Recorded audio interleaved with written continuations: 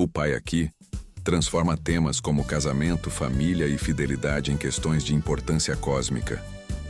A ideia de que até mesmo os atos pessoais têm impacto no mundo espiritual e na providência de Deus pode conferir um senso de propósito e significância extraordinários à vida do ouvinte.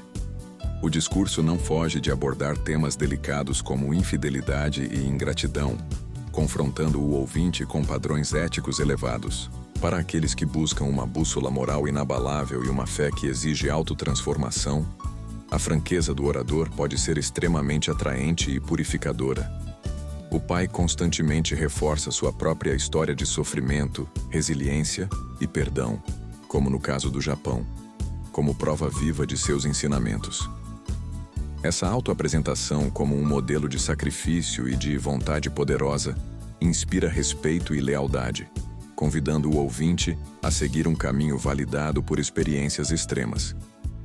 A ênfase na família como o fundamento para o aprendizado do amor universal e a oficina de reparos para a humanidade oferece uma visão poderosa e redentora da instituição familiar. Para muitos, isso pode ressoar profundamente com seus próprios valores e aspirações de construir relações e lares significativos. O discurso articula uma grandiosa visão de progresso espiritual, desde a perfeição individual até a nacional e cósmica, culminando na liberação de Deus. Essa trajetória de aperfeiçoamento contínuo e a de contribuir para um objetivo tão sublime podem ser extremamente motivadoras para o ouvinte. O pai oferece observações francas sobre a fraqueza humana e a tendência à traição, até mesmo entre os seguidores de Jesus. Embora por vezes dura, essa honestidade pode ressoar com as experiências do ouvinte, oferecendo uma compreensão da luta interna e externa que valida suas próprias dificuldades. O tom do discurso transmite uma urgência em relação à missão, impulsionando o ouvinte a um compromisso ativo. Ao posicionar os membros como herdeiros de um trabalho providencial de milênios, ele instiga um senso de responsabilidade e a necessidade de agir agora para não defraudar o sacrifício daqueles que vieram antes. Então vamos ao discurso. Capítulo 28. A herança de amor. 21 de setembro de 1978. Kamikawa, Japão. Esquadrinhando a vasta expansão da história da providência de Deus, compreendemos que ela não tomou apenas 6.000 anos, mas dezenas de milhares e até mesmo milhões de anos, a fim de restaurar um único indivíduo à semelhança da pessoa original sem pecado, Adão. Para este propósito, muitos indivíduos, famílias, clãs e nações se sacrificaram abnegadamente através de milênios. A pessoa que veio no fundamento deste sacrifício abnegado foi o Messias. Então, qual é a missão do Messias? Primeiro, é para ser um homem que mensura os princípios originais que caracterizam a humanidade antes da queda. Assim, Adão é recriado ao estado sem pecado. A seguir, Eva é recriada por Adão. Portanto, é um evento esplêndido quando Adão e Eva são restaurados, e ambos se colocam diante de Deus, são abençoados, e seguem através de uma infinidade de condições de indenização. Bilhões de pessoas que se sacrificaram através da história estão nos assistindo criteriosamente a partir do mundo espiritual. Eles acham que se estivessem em nossa situação, não fariam muitas das coisas que estamos fazendo agora, especialmente o que o Japão e o mundo estão fazendo. A preocupação destas pessoas espirituais demonstra que qualquer problema de um simples indivíduo não é o problema de um simples indivíduo, mas é um problema cósmico. Vocês estão aqui como candidatos à bênção, mas que condição vocês têm para serem abençoados? Em muitos casos, somente 2 ou 3 anos se passaram desde que vocês se juntaram ao movimento. Espiritualmente, aos olhos de Deus, vocês são como vermes na água lamacenta e ainda não internalizaram os princípios referentes aos relacionamentos centrados em Deus. Ignorar uma mulher é o mesmo que ignorar a mãe. Ignorar uma mãe é o mesmo que ignorar um pai e o céu. Uma pessoa que não pode entender que deve viver em uma rede de relacionamentos não merece viver. Esse tipo de pessoa causa problemas para seus bons antepassados, para além de 70 gerações. Se essa pessoa vai para o mundo espiritual, o lugar para ela é pior do que o inferno. A Igreja de Unificação está tentando restaurar até mesmo o inferno através de ensinar como viver de modo centrado em Deus. Entretanto, não há como salvar uma pessoa que espezinha o coração do nível de perfeição dos pais, tratando o amor dos pais com desprezo e rejeição. Se há uma forma de salvação para esse tipo de pessoa, é somente após a realização do ideal de Deus. Mas, de certa forma, uma pessoa que espezinha sobre um coração de amor nunca será perdoada e nunca será salva. Após o terceiro curso de 7 anos, nunca ocorrerá redenção. O ensinamento da Bíblia é de que uma pessoa que comete adultério seja apedrejada até a morte. Aqueles que são abençoados pelo céu e que então são infiéis, se separam e se casam novamente por sua própria conta, deixando essa linhagem na terra, criam um problema muito sério, sobre o qual estou muito preocupado. Esse tipo de pessoa adúltera deveria existir no Jardim do Éden? Essa pessoa deveria ser perdoada no estabelecimento do ideal do reino celestial? Não há nenhum princípio que permita coisas como essas. Uma esposa que é infiel para seu esposo, ou um esposo que é infiel para sua esposa, não pode voltar sua face para o universo. Eles são as pessoas que violaram totalmente a esfera de coração. Tal pessoa não tem nenhum lugar para ir e estar em paz. Para um homem, sua esposa representa a mãe, as irmãs mais velhas, as irmãs mais jovens. Além disso, todas as mulheres do mundo. Amar uma esposa que possui tal significância é o mesmo que amar todas as raças da humanidade, todas as mulheres, a sua mãe, sua irmã mais velha e sua irmã mais jovem em sua casa. Deste modo, a família é o centro de treinamento básico, que educa as pessoas sobre o amor humano. Portanto, ser confiável e viver uma vida feliz em uma família significa viver uma vida feliz como o centro de todo o universo e estar situado no centro do amor feliz. Não há nada significativo sem amor. Isto é o mesmo para uma mulher. Seu esposo representa o pai, os irmãos mais velhos, os irmãos mais jovens e todos os homens na terra. Este é o nosso ideal da família.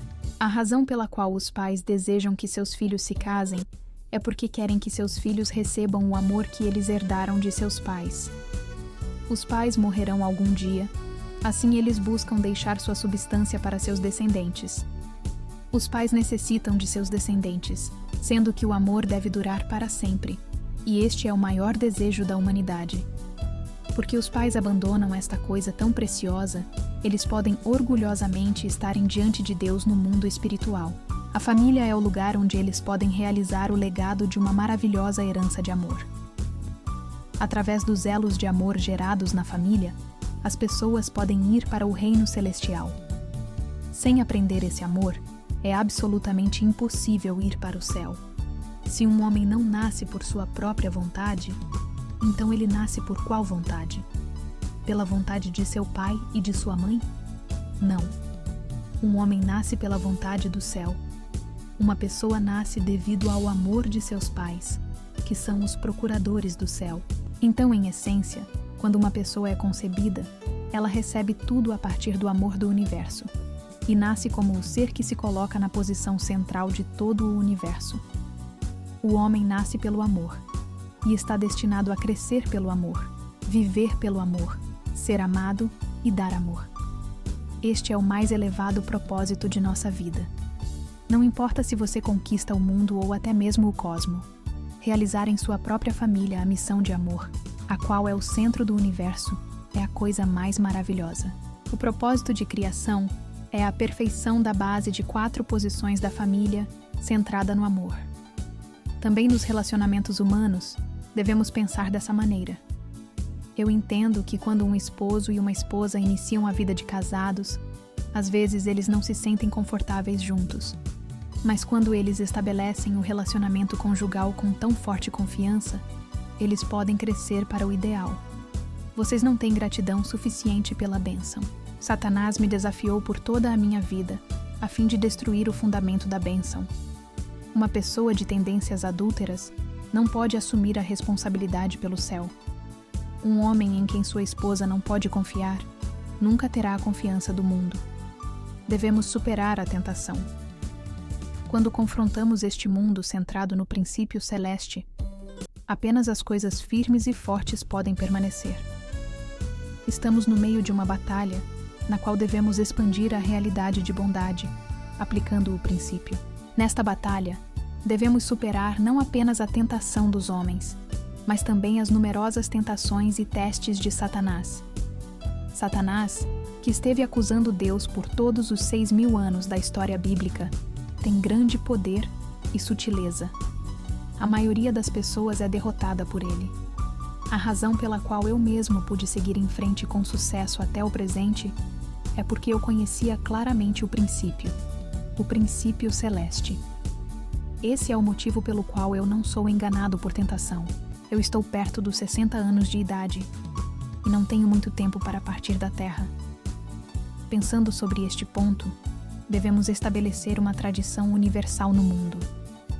Tendo estabelecido essa tradição até certa extensão, retornarei para a Coreia por um período de tempo. Deus esteve até agora trabalhando com toda dificuldade neste problema de restaurar o amor e os relacionamentos amorosos dentro da família. É por causa deste problema que as pessoas de Israel foram arruinadas. Deus esteve trabalhando muito duro a fim de dar vida ao movimento de unificação. A questão mais importante ao dar vida para o movimento de unificação é dar vida para a família. As famílias abençoadas, a partir do ponto de vista de Deus, possuem tal significância. O diretor do departamento da família deve entender isto muito bem e fornecer boa educação sobre esse tópico.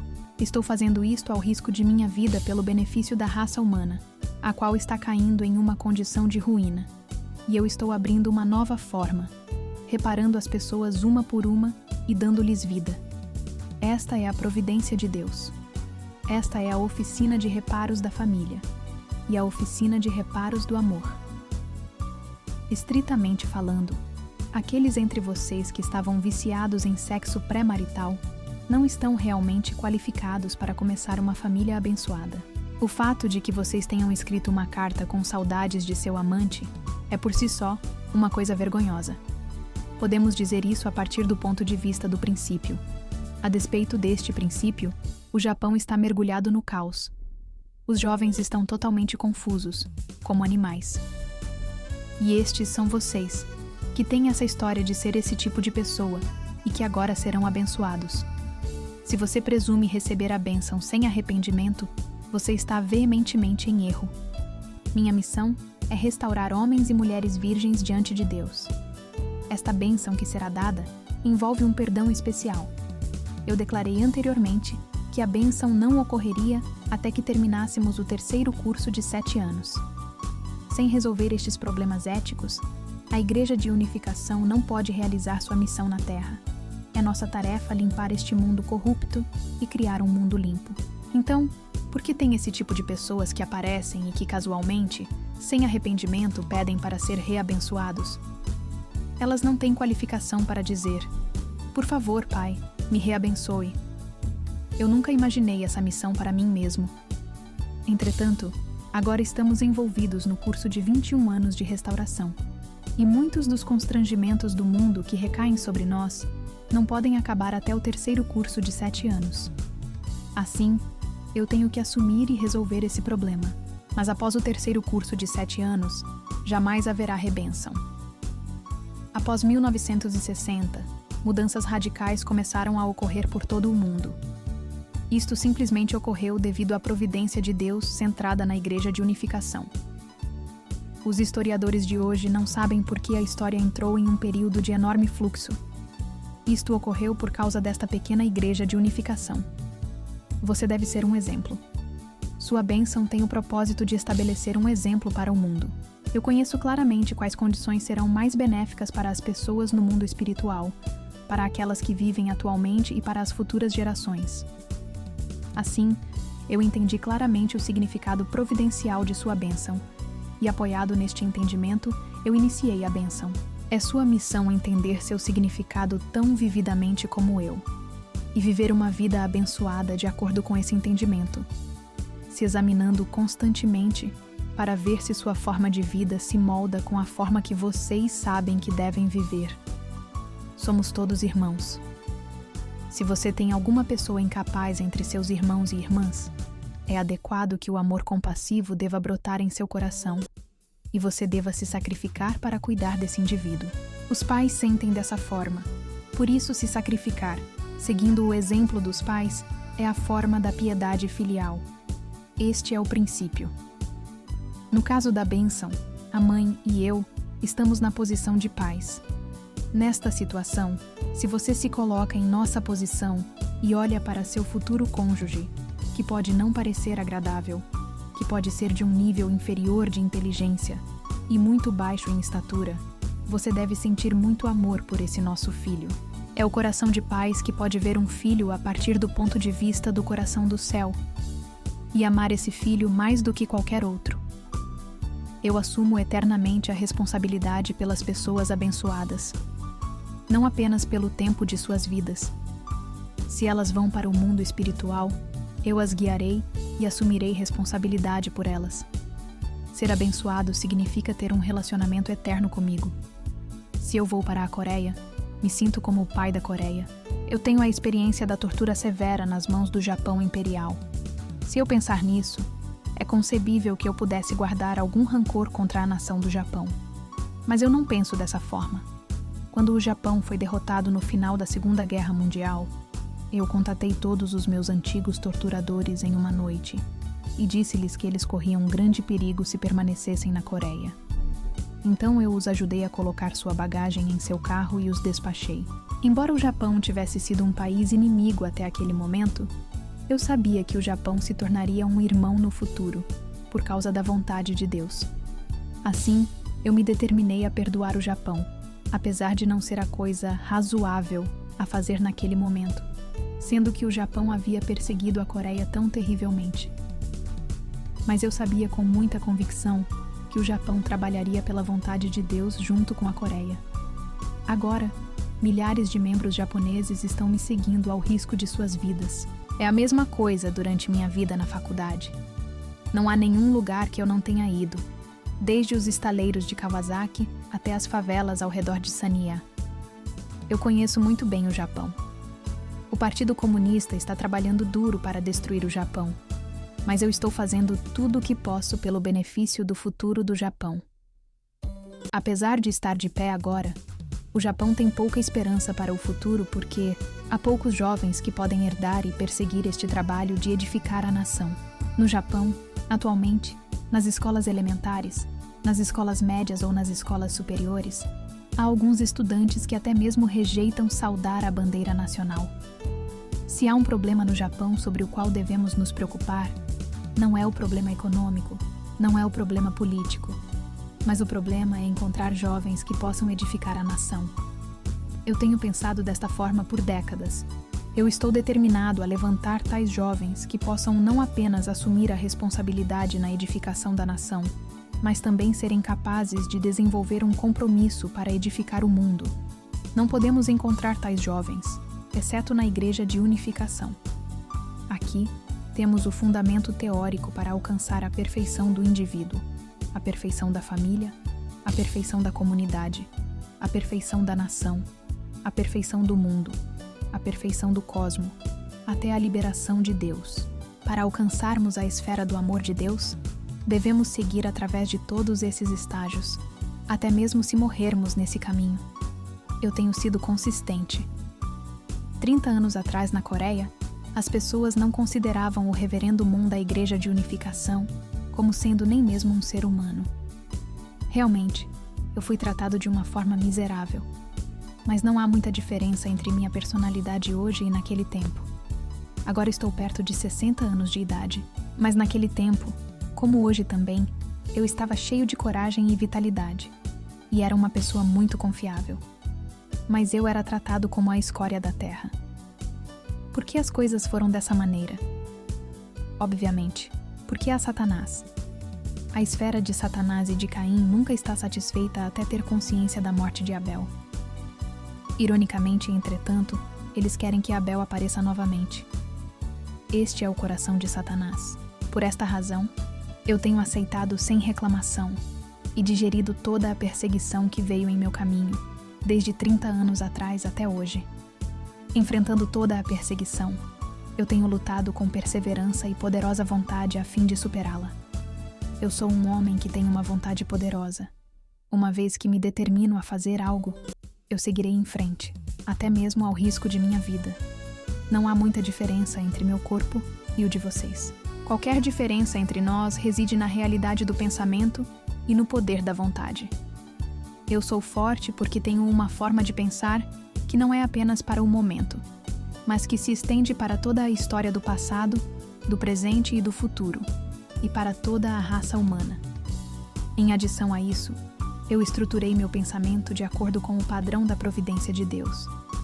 Pensando sobre esse ponto, se eu falhar, não é apenas eu que está falhando. Nesse evento, toda a raça humana não teria nenhum futuro, e o ideal de restauração do cosmos seria destruído, e o próprio Deus seria profanado. Eu conheço muito bem estas consequências.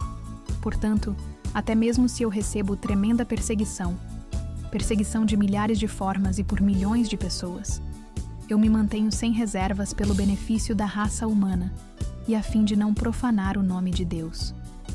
Esta é a forma como eu penso.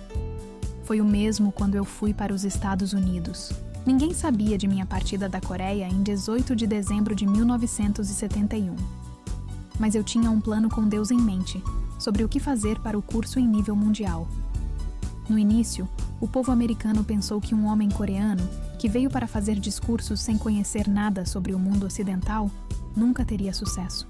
Entretanto, eu fui perfeitamente vitorioso nesta longa batalha nos Estados Unidos e também estabeleci o fundamento europeu na Inglaterra. Estou voltando para a Coreia por um período de 40 dias, antes que eu retorne para os Estados Unidos. Eu parei no Japão para esta bênção. Mas vocês têm a atitude de desfrutar a bênção para si mesmos, não para Deus. Isto é verdade, mesmo que vocês se desculpem dizendo o contrário. Ontem, eu cheguei ao Japão depois de estar 24 horas embarcado em um avião. Eu cheguei aqui durante a noite. Então, isto é realmente algo pelo qual ser grato. Estou fazendo isso até mesmo ao risco de minha vida, mas eu tenho suspeitas sobre quanta gratidão vocês estão sentindo. Referente a esta bênção, o mundo espiritual se ajoelhará por terra diante de mim em uma expressão de gratidão. Vocês não entendem que a bênção tem tal significância, uma significância que os faria paralisados de gratidão. Vocês pensam como lhes agrada. Se até mesmo vocês membros pensam desta maneira, eu certamente tenho muito que fazer para restaurar o mundo. Vocês não acham isso? Uma mulher deve ser cuidadosa. Quando um homem se sente embaraçado, ele coloca sua mão no seu queixo. Uma mulher cobre sua boca com sua mão, tossindo delicadamente. Notadamente, as senhoras ocidentais se comportam da mesma maneira. Isto significa que uma mulher deve ser cuidadosa com sua boca. Na família, o problema é geralmente a mulher. As mulheres falam muito rapidamente, como o motor de uma motocicleta. Por isso, uma mulher deve ser cuidadosa com sua boca. E quanto aos homens? Um homem deve ter autoridade. Ele deve ser uma pessoa que tenha autoridade com a qual julgar as pessoas más. Quanto mais as pessoas compreendam o significado da bênção, mais elas serão gratas a você. Por favor, se tornem um casal maravilhoso e façam uma família maravilhosa para que possam estar orgulhosos em qualquer lugar e a qualquer tempo. Mas o tipo de pessoa fraca, superficial e ingrata que vemos hoje não é bom. Todos têm uma tendência para se tornar esse tipo de pessoa. Eu tenho muitas experiências da minha confiança sendo traída. Se as circunstâncias são um pouco desvantajosas, um homem tende a fugir, e se as circunstâncias são vantajosas, um homem sente que deve voltar. Essa é a realidade do homem. Vocês são assim também, não são? Vocês têm isso escrito em seus rostos. A história demonstra isto e a realidade demonstra isto. Até mesmo os 12 apóstolos de Jesus fugiram. Os 12 apóstolos eram pessoas melhores do que vocês. O homem é realmente um ser fraco. Dependendo da profundidade do padrão de coração entre esposo e esposa, e dependendo de seu grau de unidade, certa qualidade de filho é gerada. Portanto, se tornar pais não é um assunto fácil, e se tornar uma esposa ou um esposo é também realmente uma coisa temerosa. A história da bênção da Igreja de Unificação começou no meio da batalha. O mundo de Satanás estava louco para se opor a isto. Mas na Coreia, aqueles que se opuseram a nós agora são membros da Igreja. Na Coreia, as pessoas deram um apelido para a Igreja de Unificação: casamentos em massa. Vamos estabelecer tal tradição.